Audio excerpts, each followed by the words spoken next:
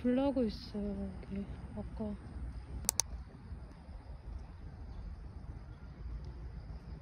큰일 났어.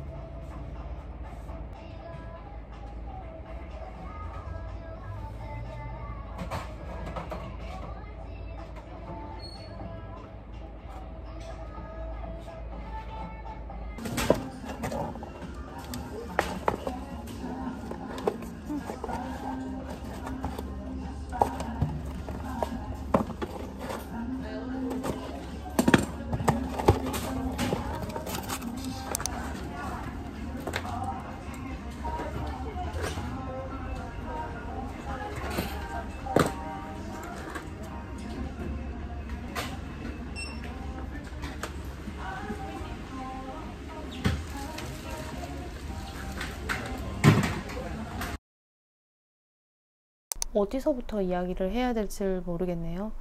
제가 오래 다녔던 회사를 이제 퇴사를 하고 한 일주일 하고도 한 며칠 쉬고 나서 바로 다이소에, 어쩌다 보니 다이소에 들어가게 됐어요. 그러니까 원래 제가 서비스직을 해본 적이 한 번도 없는데 집 앞에 다이소가 있었고 때마침 다이소에서 사람을 구한다는 공고문이 붙어 있더라고요. 그래서 그냥 집에서 밥만 축내는 것보다는 뭔가 생활적인 일을 하고 싶다는 생각이 들어서 처음으로 이제 면접을 보게 됐습니다. 저는 솔직히 떨어질 줄 알았어요. 제가 한 번도 그런 아르바이트 겸 서비스직을 해본 적이 한 번도 없는 입장이고 회사 생활만 쭉 해왔거든요. 그러다 보니까 면접을 볼 때도 점장님이 조금 꺼려 하셨어요.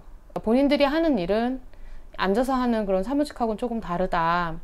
사람들하고 친화력이 좀 있어야 되고 고객 응대를 해야 되기 때문에, 그러니까 어색하거나 쑥스러움이 없어야 된다. 무엇보다 체력이 좀 있어야 된다라는 얘기를 들었는데, 제가 미리 다이소에 대해서 좀 알아봤거든요. 이 아르바이트를 했다던가 직원으로 몇 년을 일했던 사람들 후기글을 보면서 아, 여기 만만치 않은 곳이구나 라는 생각은 하긴 했어요. 그래서 최대한 어필을 했죠. 저 힘도 강하고 뭐든지 할 수 있다. 그리고 제가 다른 건 몰라도 장점이라고 한다면 남한테 패기치면서 일을 하는 걸 굉장히 싫어한다. 그만큼 내 일에 대한 책임감도 강하고 성실하기도 하고, 나 스스로 그렇게 말하기가 좀 그렇지만 제가 그렇다라고 했더니 이제 점장님이 약간 미심쩍어 하더라고요. 그러니까 뭘 보고 그런 걸 믿겠어요. 내가 말로만 하는 건데.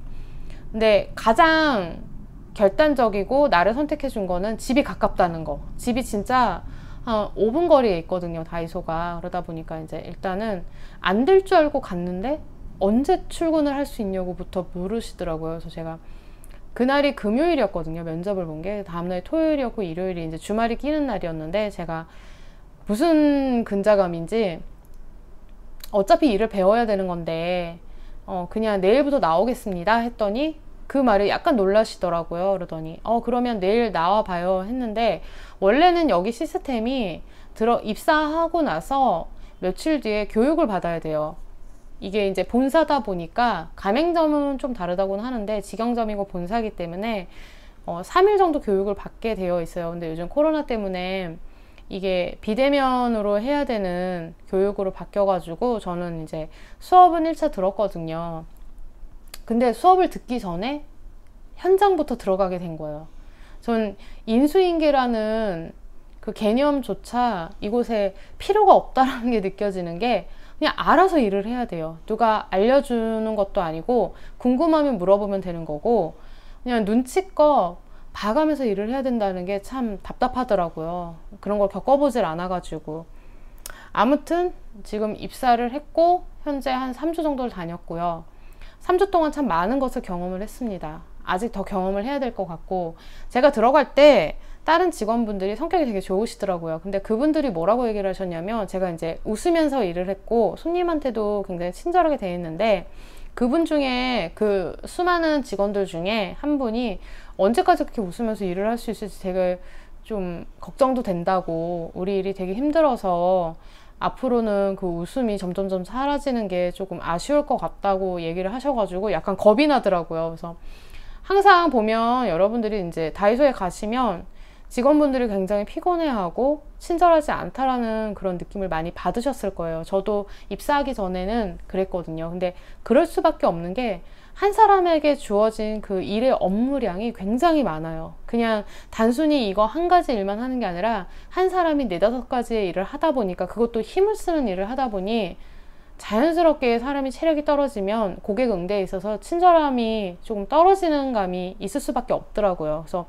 저는 아직 그런 건 없는데, 이게 아침에 물류가 들어오는 경우가 있고 저녁에 물류가 들어오는 경우가 있어요. 이게 지점마다 다른데, 이제 저희 같은 경우에는 저녁 7시 반에 물류가 들어오거든요. 그러면 이제 오후쪽 사람들이 그 물건을 받아서 1차 분류를 하고 1차 분류한 걸 다시 2차 분류를 해요. 그리고 오전쪽에 다시 오시는 분들이 그 물건을 진열을 하기 시작을 합니다. 보통 이제 그런 과정인데, 요즘에는 택배 상하차를 해주는 친구들이 와요. 남자분들이 오는데, 그분들도 저희 지점 같은 경우는 2명만 와서 나머지 물건들은 거의 다 이제 일하시는 여성분들이 해야 돼요. 그러다 보니 진이 빠지겠죠. 힘들기도 하고, 그리고 물건 자체가 원체 많다 보니까 그거 하루에 다 진열하기가 힘들어요. 이게 진열하다 말고 포스 봐야 되고, 포스 보다 말고 또 와서 진열을 하다 보면 또 손님들이 뭘 이렇게 자꾸 물어봐요. 이제 그거에 대한 응대를 하다 보면 자연스럽게 내 매대를 채우는 시간이 딜레이가 되어버리죠. 그러다 보니 이분들이 굉장히 촉박하기도 하고, 얼른 이걸 끝내야 내일 또 해야 되는 것들도 있고, 그리고 물건이 빠지면 다시 발주도 넣어야 되고, 채워놓고 뭐 반품건도 있고, 로스 나는 거에 대해서도 이거 서류를 해서 올려야 되고 하다 보니까 할 일이 너무 많아서, 제가 아직은 제 매대를 갖지는 않았는데 매대를 갖게 되면 아마 그런 모습이겠죠. 그리고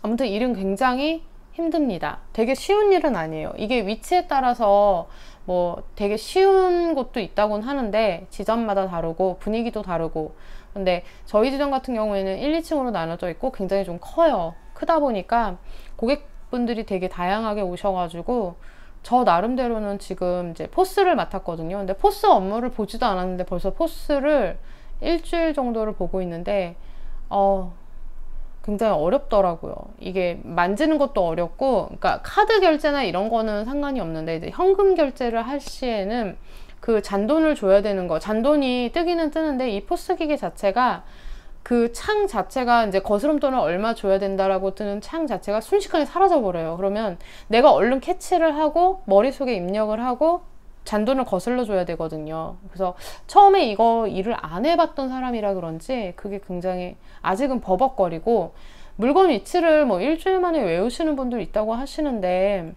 모르겠어요. 저는 그게 잘 안 들어올 때가 있더라고요. 그리고 기억은 하는데 물어보면 대답이 안 되는 거예요. 이게 어디 있습니다 라는 말을 해야 되는데 못해요.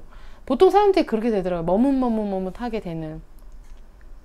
아무튼 일을 하고 있습니다. 뭐 간간히 제가 브이로그로도 찍게 될 수도 있을 것 같은데, 매장 자체가 직원들도 많고 해가지고 카메라를 켜기가 되게 조금 어렵더라고요. 원치 않으시는 분들도 많을 테고 굳이 뭐 매장을 찍을 필요가 있냐라고 얘기하시는 분들 계셔가지고, 그래서 앞으로 차차 뭐 진상 썰도 좀 풀어보고 회사 돌아가는 상황도 좀 이야기해 보려고 합니다.